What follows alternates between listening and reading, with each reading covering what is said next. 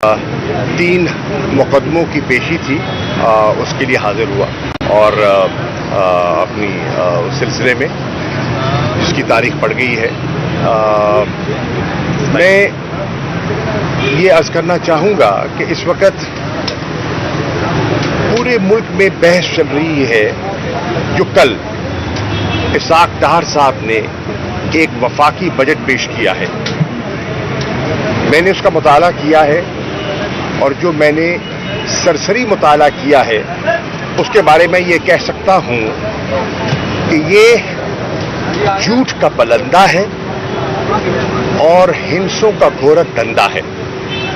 मेरी नज़र में जो IMF का फ्रेमवर्क जिसके सामने रखते हुए ये उनसे मुज़ाकरात और गुफ्तगू करते रहे, ये उस फ्रेमवर्क से मुताबिकत नहीं रखता। मेरी नज़र में जिस किस्म के उन्होंने एस्टिमेट्स दिए हैं एग्जैजरेटेड हैं।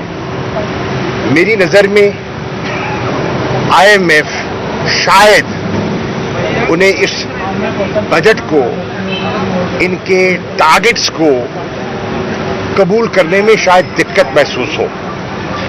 और हैरानकुन बात यह है कि वो हुकूमत जिसके 42 दिन बकिया रह गए, क्योंकि 12 अगस्त को तो पार्लिमानी टर्म मुकम्मल होती है, उन्होंने 12 माह का बजट दे दिया। मेरी नज़र में ये नॉन स्टार्टर बजट है और जो इंटरिम गवर्नमेंट है जब भी आती है उन्हें इस बजट पर नजरसानी करनी होगी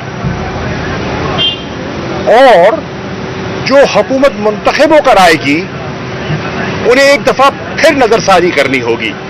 ये वो बजट है जो मुसलसल जिसकी तरमीम होगी। इंटरिम गवर्नमेंट करेगी, मैं पेशन गोई कर रहा हूं, और आने वाली मुंतखब हुकूमत करेगी, क्योंकि इनका जो प्रोग्राम था IMF का, जिसके अभी 3 रिव्यू बाकी थे, 9वां, 10वां, 11वां, वो मुकम्मल नहीं हो पाएंगे। ये प्रोग्राम इनकम्प्लीट रहेगा और आने वाली हुकूमत को एक नया प्रोग्राम रीनिगोशिएट करना पड़ेगा।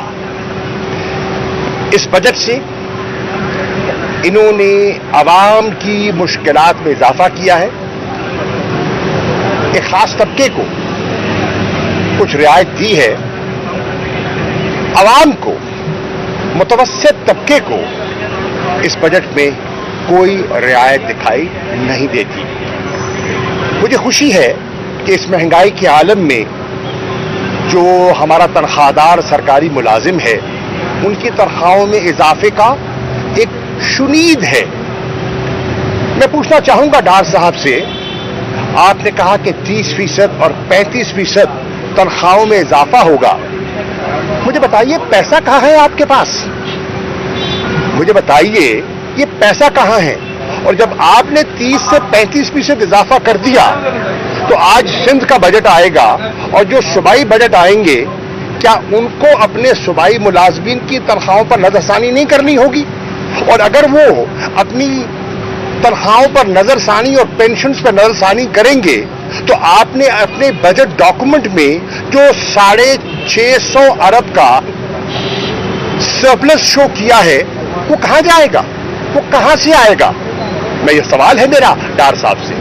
मेरा डार साहब से ये भी सवाल है कि आपने जो federal public sector development program में 106% इजाफे की शुनीद और नवीद सुनाई है, वो पैसा कहां है?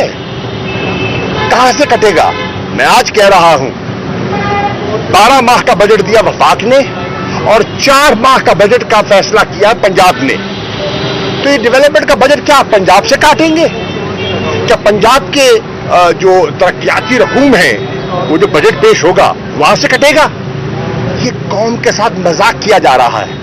आपने जो फिस्कल डेफिसिट की बात की है, 6 ट्रिलियन कहां से? मुझे बताइए, जो आपने रेवेन्यूज की बात की है, आपने कहा है इस साल के टारगेट आप अचीव नहीं कर सके और अपना टारगेट बढ़ा दिया اور ایک اندیا دیا ہے کہ ٹیکس ریونیو اور نان ٹیکس ریونیو میں 1.3% بوئنسی آئے گی. میں پوچھتا ہوں کہاں سے آئے گی؟ دنیا ریسیشن میں ہے, دنیا اکنامک کانٹریکشن میں ہے, پاکستان کی معیشت اکنامک کانٹریکشن میں ہے, تو یہ بوئنسی کہاں سے آ رہی ہے؟ یہ جو آپ کا ایکسٹرنل فلوز کا آپ نے ذکر کیا ہے وہ بندوبست کہاں ہے؟ یہ جو آپ نے تقریباً 24 ارب ڈالر جو اگلے فسکل ایئر میں جو آپ نے جمع کرنے ہیں وہ کہاں ہیں؟ جو 6 بلین کی آپ نے ان سے وعدہ کیا تھا وہ نہ ہو سکے, 2 بلین کی اس میں شارٹ فال ہے, تو یہ 24 بلین کہاں ہے؟ اسحاق ڈار صاحب, آپ پاکستان کے اکنامک ہٹ مین ہیں. ڈار صاحب, آپ نے پاکستان کی معیشت کو افسوس سے کہنا پڑ رہا ہے ایک ڈیفالٹ کی طرف, اللہ نہ کرے ایک سوورن ڈیفالٹ کی طرف اس بجٹ کے ذریعے آپ نے دھکیل دیا ہے.